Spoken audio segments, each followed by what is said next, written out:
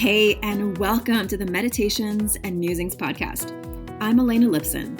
I'm a mama, I'm a wife, and I'm the founder of the Divine Self-Care Circle membership and the Virtual Retreat Academy.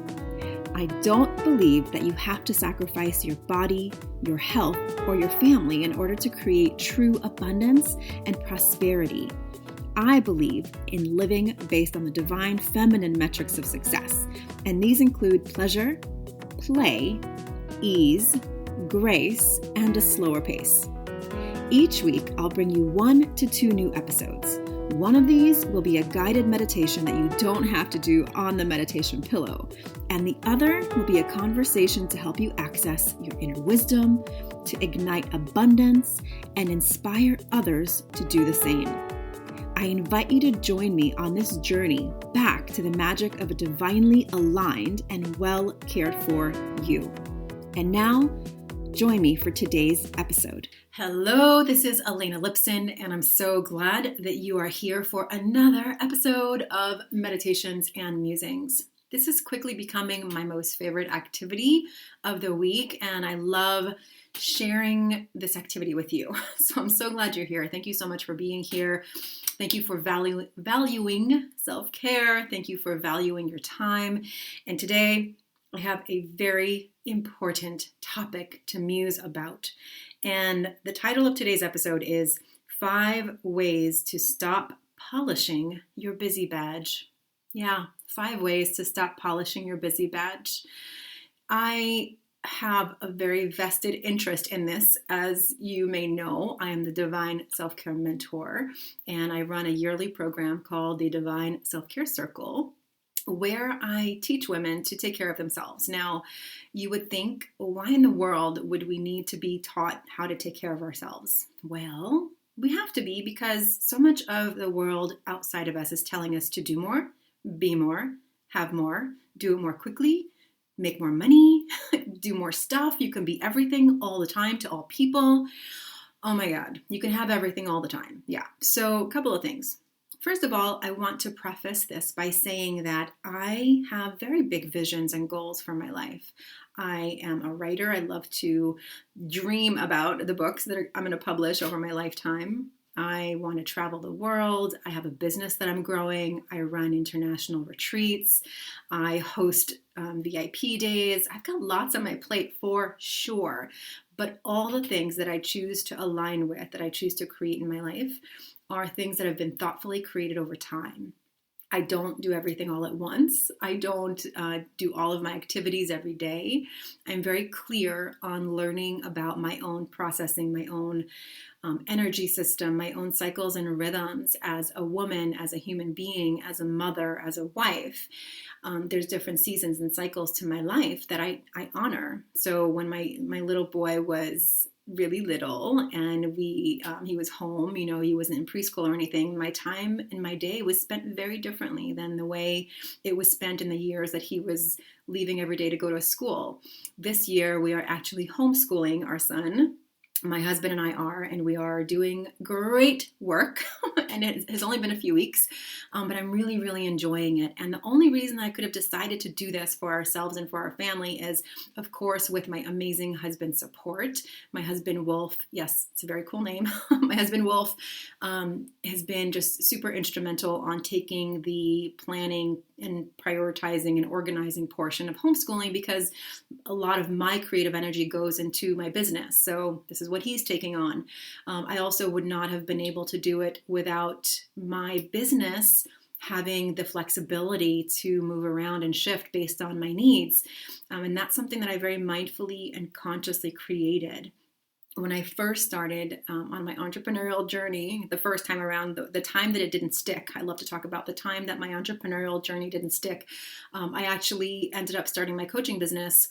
It's been now 16, 17 years almost, and I basically filled up my day with client calls and networking events, and I got really burned out. I was really busy. I put that busy badge on with immense pride. And to be honest, sometimes in the beginning of starting something, it does take a lot of activity to get things moving. But I always had this very clear intention of not being as busy, but I couldn't quite figure out how to do it the first time around. So I ended up going back into the corporate world as a corporate trainer for a beautiful company. It was such a great experience. I really feel there was a divine timing in that because I learned so much in that job, and I really loved training. I loved creating curriculum. I loved traveling. I loved working with my team, and I learned a lot of skills in that job that I now use when I create curriculum for my group coaching programs for almost everything I do. So I love that. But when my son was born, I decided I wouldn't go back to work because I do not like having to ask for time off. I love the freedom of creating my own schedule. And so I decided that I really was going to take on this objective of creating a business on my own terms. And a lot of that now is infused into how I live my life every day, meaning I value my alone time. I'm very clear that my self-care is what fuels my creativity. And I am as busy as I want to be. And so, in fact, just the other day, I was at the gym and I was just wrapping up my gym day, and these two women were in the locker room next to me, and one of them just walked up to the other one and said, "Hey, how are you?" Kind of small chit chat. And the woman answered, "Oh, I'm so busy, And the other one's like, "Yup, yep, me too." And it was like this super little cycle of validation of how busy they both are. And they were like, smile, smile, nod, nod. No real conversation actually happened because, of course, if you're so busy, then you don't have time to just stop and talk to someone.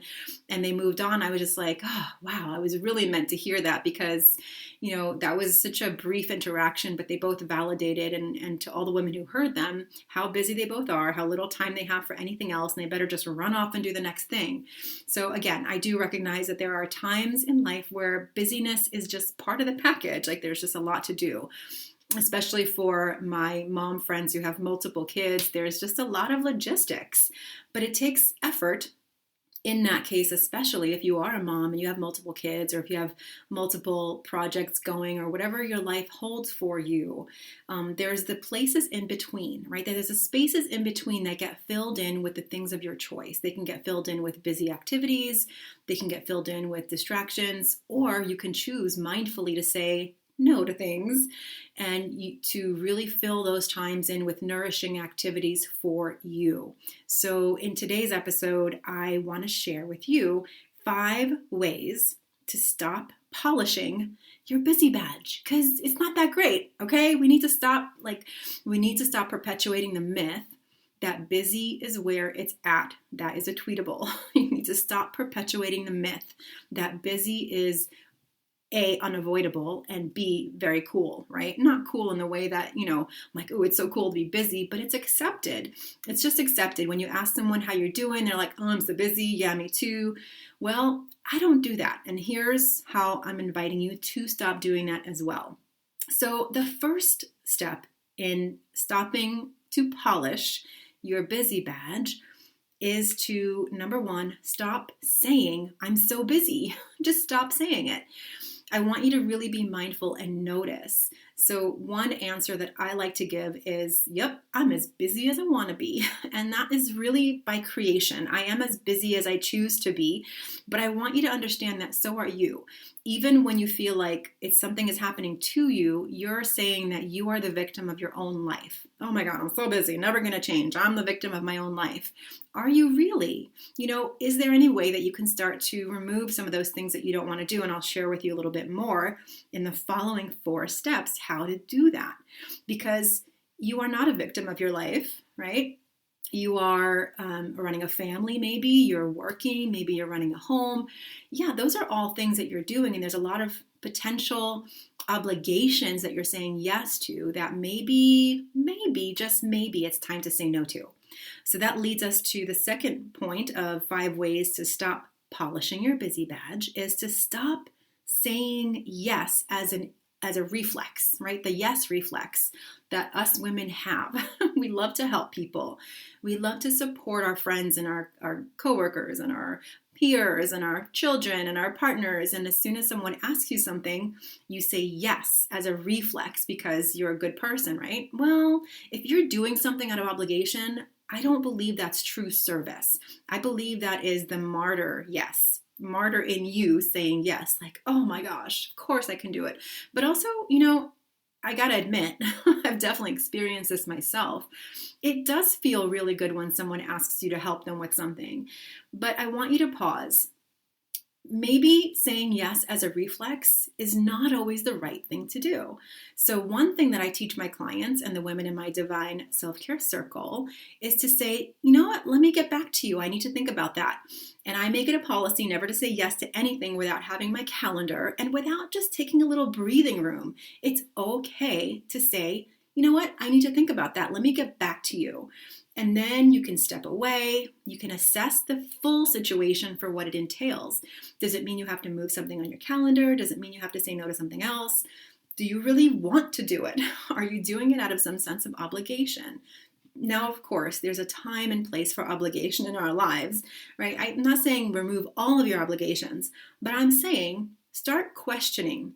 Sometimes volunteering for every single thing at your kid's school is not the right thing to do. Maybe you take a break from volunteering. Maybe you let someone else step into that role who actually has the time, the intention, and the energy to do so. And maybe you need to focus on something else.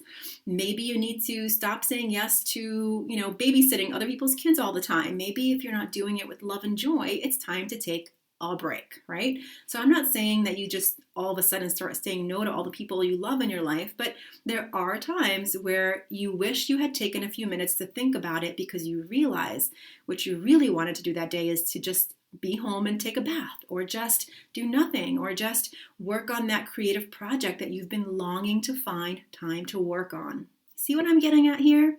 Saying yes to someone else means saying no to yourself sometimes. Now, sometimes you want to help and you do it, and so you go ahead and you say yes. But I'm just saying, give yourself the option of thinking it through. So that's number 2. Stop saying yes as a reflex. Now, number 3 goes hand in hand with number 2. Start saying no. Now, no is a complete sentence. It really, really is. It's okay. Like, I actually really love when I ask my friend for something and they're like, no, it's not going to work for me. I actually feel like I trust them more. And here's why. If I have a friend who says yes to me all the time, but then all of a sudden they start avoiding me, maybe they're just doing so out of obligation. Maybe they really don't want to say yes all the time. And if someone says no, I know that they're valuing their time so that when they do say yes to something, that they really mean it. And I don't have to question it. So I want you to become a person of integrity in that way as well. I'm sure you are already, but in this particular way, if you say yes to something, but you actually meant no, you're not really building your friendship. In fact, what you're building instead is resentment. Because over time, you're going to start avoiding that person's phone calls because you know that they're going to be asking you for something because you're the person who always says yes. You get that loop? Yeah, it happens, right? So I want you to start saying no with confidence because this will help you to stop polishing your busy badge. In fact, by now, you might even start taking it off, right? Stop even wearing that busy badge. So that's number 3, start saying no. And I really believe this in the work that I've done and in my own life, that saying no is really important. It's a way of building a friendship and trust.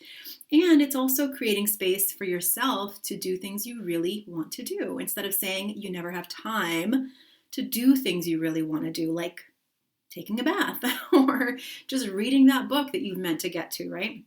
So that's number 3. So number 4 out of the 5 ways to stop polishing your busy badge is to start cherishing downtime as a portal to your best self, to magic, to inspiration. Your brain, your body, your energy system is not meant to be working all the time. We're stressing ourselves out in this day and age where we have access to our computer, our phone, our smartphone all the time. So we can feel like we're working or have the ability to work all the time. And this goes the same for your personal life. So if you're constantly filling your personal life with things and activities and you don't have any downtime at all, cave time, I call this my cave time, where you are not having any input, you're not listening to any podcasts, you're not doing anything, you're just allowing the dust, the murkiness, the thoughts in your soul to settle, just to settle, so you can hear what you're thinking. In fact, this month we're exploring intuition in my Divine Self-Care Circle, and it's one of the basic foundational practices is to have some downtime. I have started meditating, I've been meditating for years on and off, but I've really more intentionally started a sitting practice in the morning. And even though my monkey mind still goes and goes and goes, I really cherish that downtime because it gives me insight into where my mind is. It gives me insight into, based on the thoughts that are coming up. And when I do hit those moments of just clear nothingness, it just feels so good. That silence feels really, really nourishing.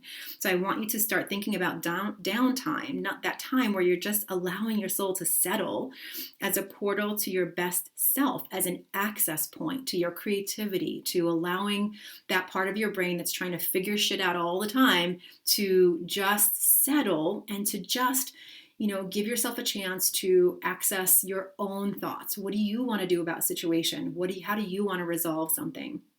If you're constantly having input, you might even have lost that insight into your own self-reflection. So that downtime can really do that for you. And then number 5 really goes with number 4, is really understanding that doing nothing is really valuable. It's like that point where you just give yourself permission to go. Remember, like when you were little and you would lay on the grass and just stare at the clouds going by? Why don't we do that anymore?